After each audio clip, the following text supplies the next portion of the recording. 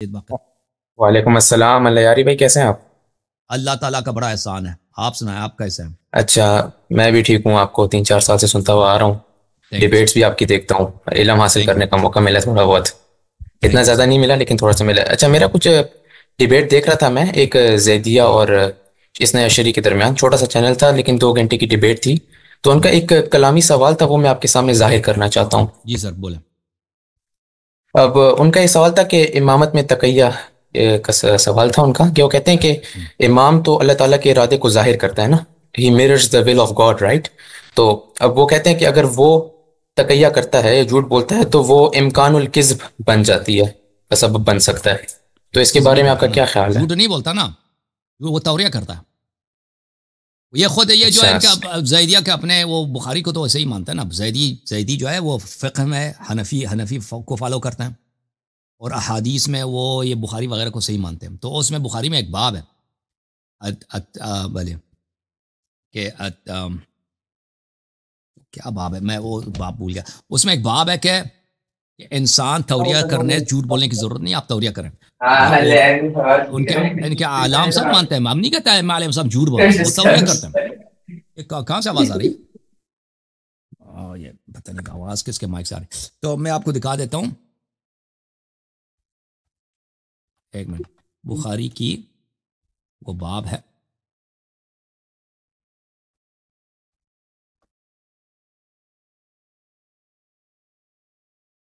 توریہ سمجھتے ہیں نا آپ؟ جی، ڈبل میننگ. ہاں، ڈبل میننگ. تو وہ بہت سارے احادیث ہیں ان کے اپنے کتابوں میں، قرآن وغیرہ میں. یہ کہ ان کے اپنے اعلام جو ہیں کتب علوم قرآن میں اور کتب تفاسیر میں، کہ یہاں پہ اللہ نے توریہ کیا وغیرہ.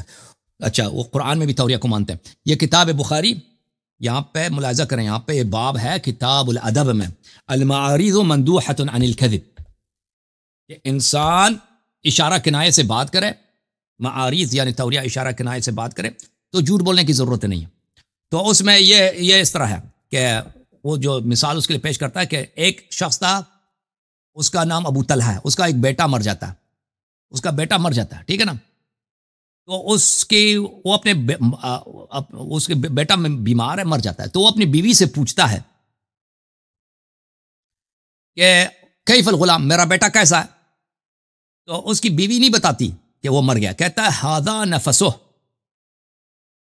هدأ نفسه وارجو ان يكون قد استراح.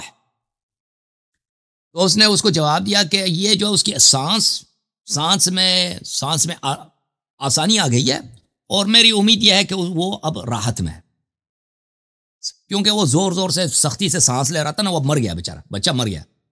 تو کہتا ہے اس کی سانس میں آسانی آ گئی. تو آسانی سے کیا مراد ہے؟ کہ وہ سانس ہی نہیں لے رہا. اس کا اصل مقصد یہ ہے بیوی کا. اور میں امید کرتی ہوں کہ وہ اب راحت میں، یعنی جنت میں.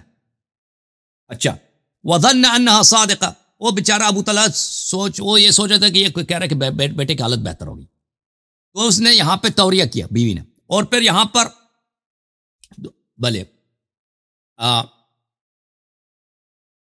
كان النبي صلى الله عليه وسلم في مسير له فحد الحادي فقال النبي صلى الله عليه وسلم ارفق يا انجشہ ويحك بالقوارير. نبی صلی اللہ علیہ وسلم قافلے کے ساتھ سفر میں جا رہے تھے.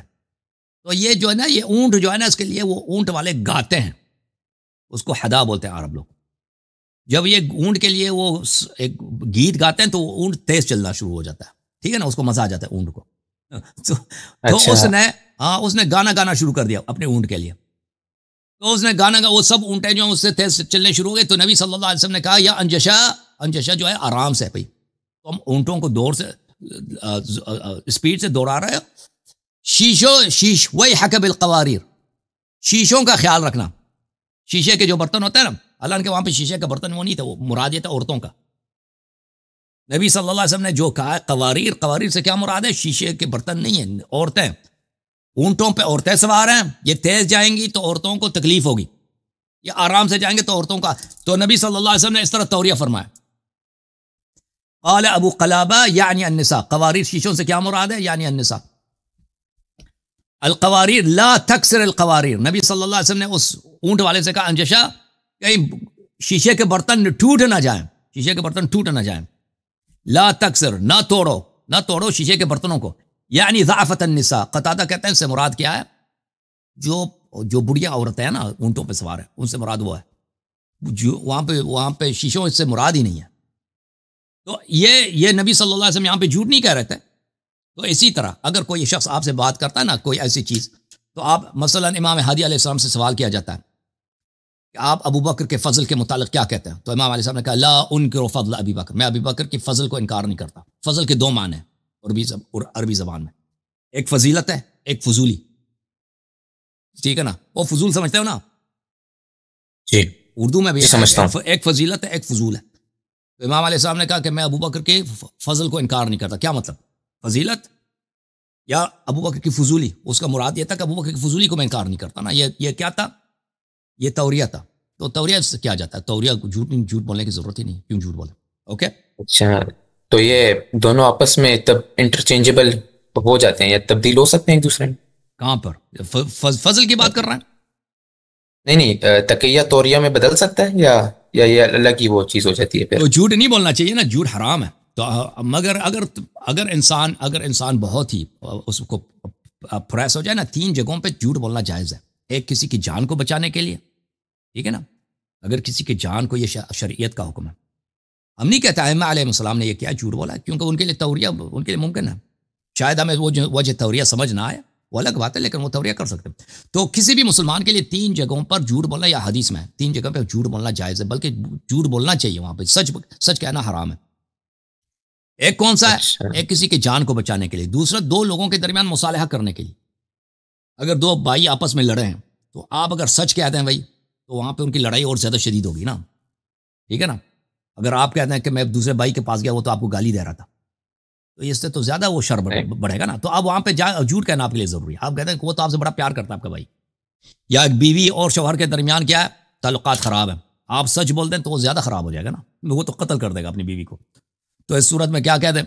جھوٹ کہتے ہیں بھائی او آپ کی بیوی ہے تو بہت ہی پاک بیوی ہے، وہ تو آپ کے لیے روزانہ صدقے دیتی ہے. ٹھیک ہے نا. جھوٹ بولنا یہاں پہ جائز ہے مصالحہ کرنے میں. اور تیسری جگہ پہ جائز ہے، واجب نہیں ہے.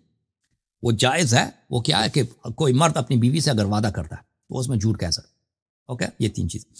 تو ائمہ طاہرین علیہ الصلوۃ والسلام اگر کہیں انہوں نے تقیہ کیا تو کون کہتا ہے انہوں نے جھوٹ بولا؟ توریہ کیا. توریہ رسول صلی اللہ علیہ وسلم نے توریہ کیا، احادیث میں موجود ہے. اچھا اللہ نے قرآن میں توریہ کیا. وہ سیوطی کا ایک پورا